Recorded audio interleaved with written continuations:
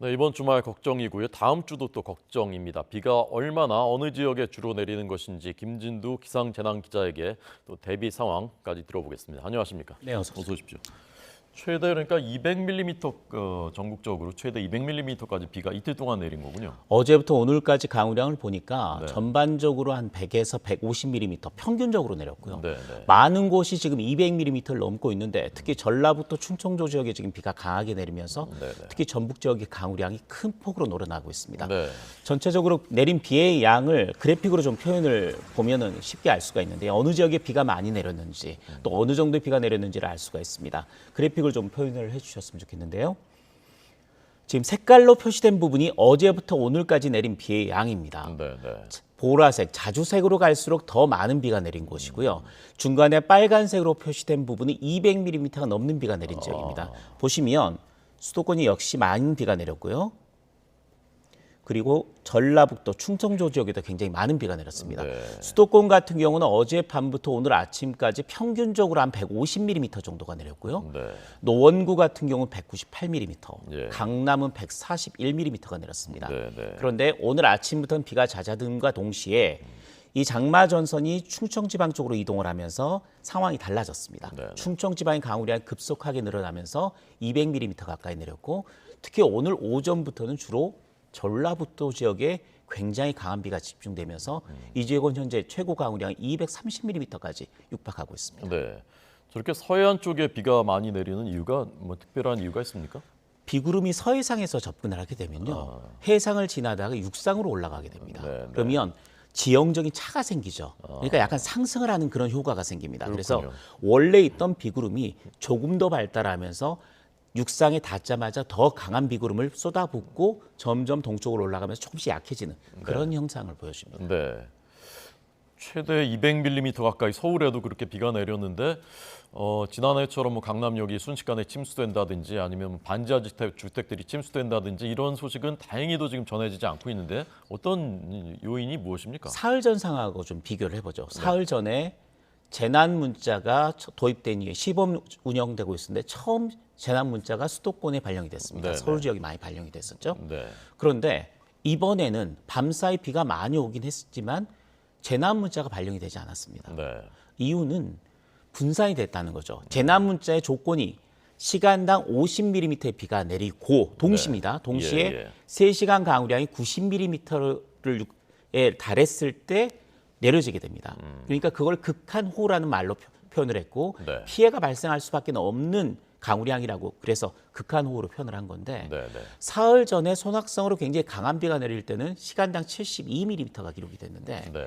이 밤사이 내린 비는 비가 많이 오긴 했습니다만 시간당 30mm, 40mm 정도가 피크를 기록을 했고 네. 그게 꾸준히 내리면서 강우량이 200mm에 육박한 거죠. 네. 그러니까 약간 분산되면 강한 비가 내리게 됐지만 분산되면서 재난 문자 상황, 극한호우 상황까지 가지는 않았다. 이렇게 말씀드릴 수 있습니다.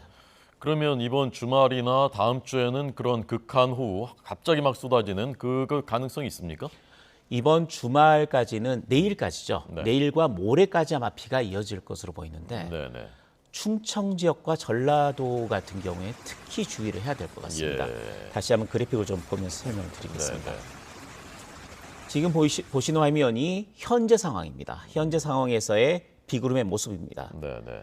지금 남쪽으로 좀 내려왔군요. 그렇죠. 장마전선이. 지금 충청 지역에 지금 분포를 하고 있죠. 장마전선이 지금 이렇게 있다라고 보시면 됩니다. 네. 충청과 전라북도를 중심으로 영향을 주고 있는데 이거를 매 하루하루씩 넘겨보겠습니다. 어떻게 예측을 하고 있는지. 네. 내일 같은 경우 이렇게 됩니다. 여전히 충청도 전라북도 쪽으로 굉장히 강한 비가 집중될 가능성이 높다는 거죠. 근데 수도권은 그럼 비가 안 옵니까? 수도권으로는 산발적으로 비가 내리는데 예. 강우량을 30에서 100mm를 예보를 했습니다. 그러니까 비가 오긴 오겠으나 네. 아주 강한 집중호우성 비가 내리지는 않겠다라는 이야기고 네, 네. 오히려 반대로 충청과 전라북도 지역에는 300mm 예보가 나왔습니다. 예. 내일까지입니다. 추가적으로 내린 비가 300mm입니다. 아하. 그러니까 이 지역으로는 강한 비가 내릴 수밖에 없다라는 걸 이 모델로 확인을 할 수가 있죠. 네, 그럼 네. 일요일은 어떻게 될까요? 일요일은 이렇게 됩니다. 예. 여전히 위치가 크게 변화가 없는 겁니다. 예. 특히 이런 띠 형태로 생기는 건 굉장히 주의해야 되는 게 이 위쪽으로는 지금 찬 공기가 내려오고 있습니다. 네, 네. 그리고 남쪽으로는 뜨거운 공기가 부딪히고 있죠. 예.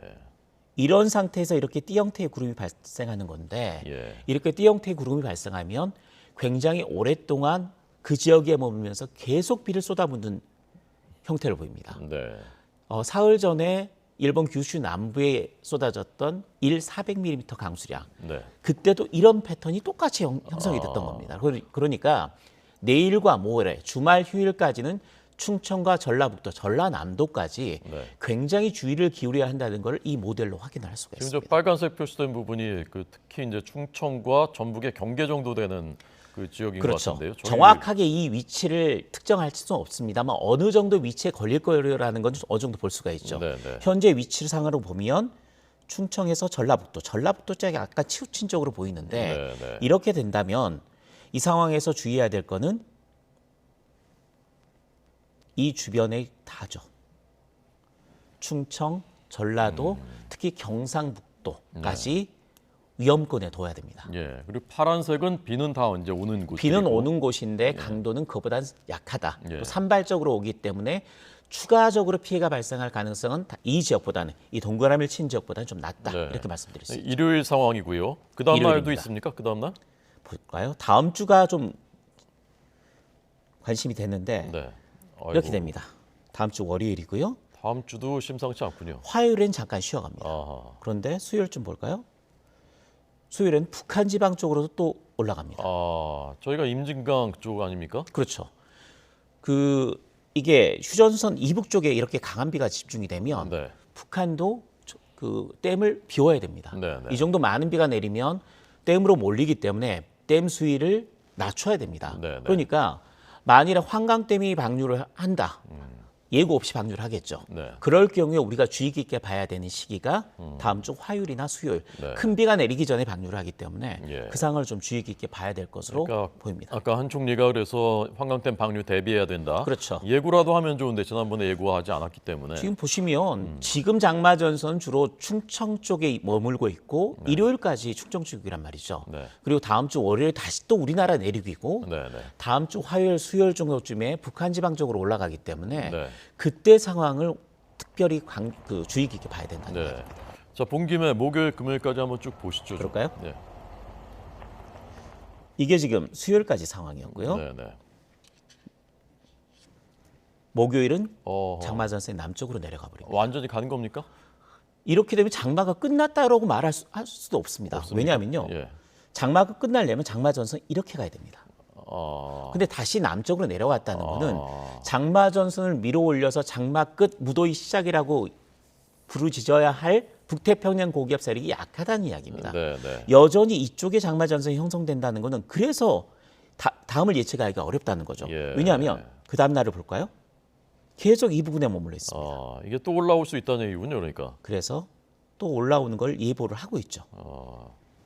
이게 토요일쯤 되나요? 다음 주 일요일 정도입니다. 일요일. 다음 주 일요일까지 가면 그 예측력은 상당히 떨어집니다. 아, 네, 네. 하지만 예. 이걸로 뭘 알 수 있냐면 다음 주가 돼도 장마가 끝났다라고 이야기할 수 있을까라는 이야기입니다. 예. 그러니까 제주도 같은 경우 장마 끝났다라고 볼 수 있지만 내륙의 장마가 정말 그 시기면 끝나야 되는데 끝났다라고 말하기가 상당히 어려운 상황이 된다는 이야기죠. 지금 저기 저 빨간색은 이제 서울 있는 쪽이거든요. 지금. 그렇죠, 그렇습니다. 이 지역이 마찬가지죠. 그때까지도 이제 긴장의 끈을 놓아서는 안 되는 그렇죠. 그런 상황. 예측력은 상당히 떨어지지만 네. 움직임은 우리가 이 상황을 보고 예측을 할 수 있다라는 이야기죠. 네.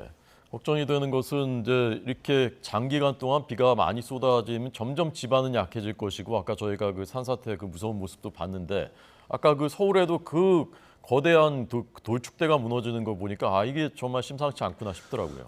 오늘 밤사이에 그 무너졌던 도로 축대가 네. 앞으로 이 서울 지역도 지반이 얼마나 위험한 상황이라는 걸 여실히 보여주는 상황입니다. 네, 네. 그러니까 그동안 계속해서 서울 지역에도 장마 이후에 200에서 300mm 넘는 비가 내렸고요. 네. 또 밤사이 150mm가 내렸기 때문에 네.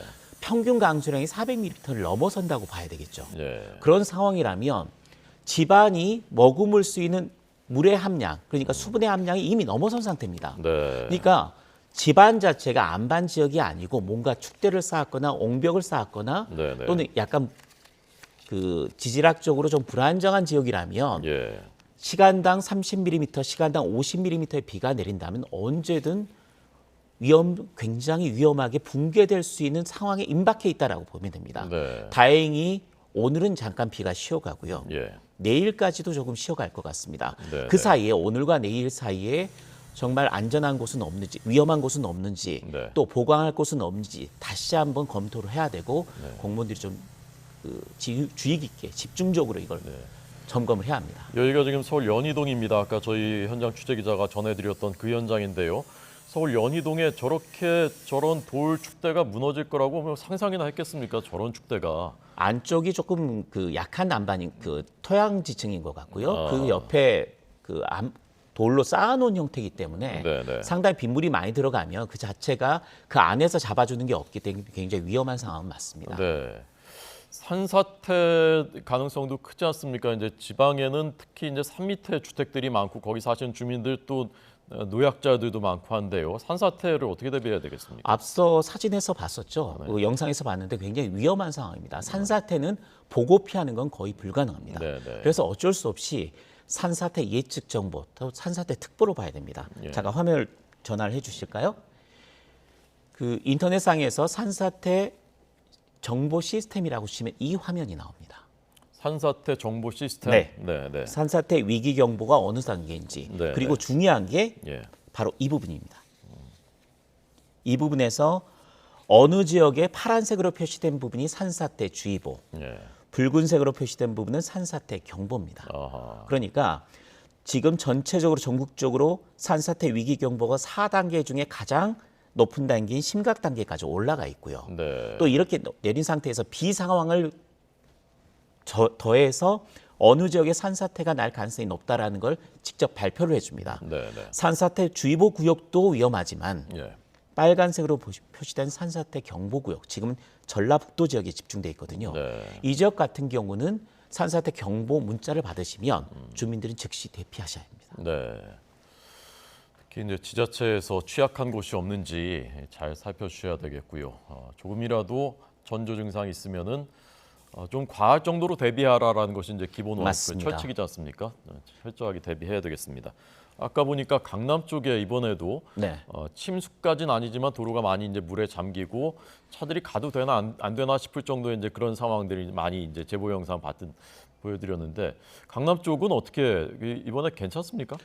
아닙니다. 언제든 또 반복이 될 겁니다. 왜냐하면 네. 강남은 주변에 좀 낮은 저지대고 움푹 파인 지형이어서요. 네. 주변에서 계속해서 물이 유입될 수밖에 없습니다. 네, 네. 근데 문제는 배수 용량이 유입 용량을 못 따라간다는 거죠. 네, 네. 그리고 또 기후 변화가 굉장히 급속하게 일어나면서 이게 원래 배수 용량을 갖출 때 지난 30년 평균, 100년 평균을 따져봅니다. 네. 비가 얼마나 왔고 그때 어느 정도의 우수가 모이는지를 평균을 내는데 최근 들어서는 그 100년 평균을 벗어나는 현상들이 자주 일어나고 있죠. 네, 네. 시간당 100mm의 강우량을 서울에서는 예상을 못했었습니다. 네. 근데 최근엔 지난해도 나타났고 지금도 시간당 72mm가 왔거든요. 네. 이런 상황이면 언제든 이런 현상은 반복이 됩니다. 왜냐하면 배수 용량을 아직 높이지 못했기 때문에. 네.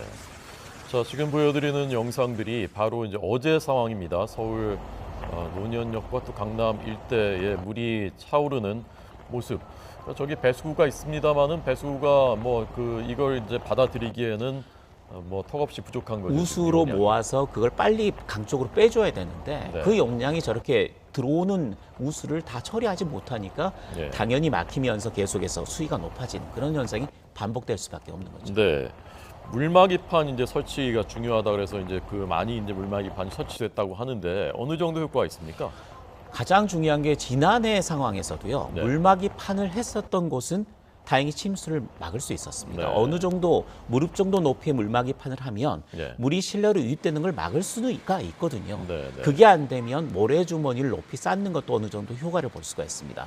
그러니까 당장 배수 용량이 그런 빗물을 처리할 수 있는 정도 수준까지 도달하지 못한다고 하면 네. 모래주머니나 특히 차수막 같은 걸 최대한 준비를 해서 네. 스스로 그런 부분들을 좀 그 빗물이 유입되는 걸 차단할 수 있는 그런 시설을 갖추는 게 중요합니다. 네. 차수판 설치가 안 됐다면 조금 전 보신 것처럼 이렇게 그렇죠. 모래주머니라도 설치를 하는 것이 좋겠다. 꼭 얘기해야 되는데 시청자들한테 좀 말씀하시고 싶은 거 있으면 마지막으로 해주시죠. 우선은 오늘 내일이 서울 지역, 수도권 지역에서는 골든타임입니다. 네.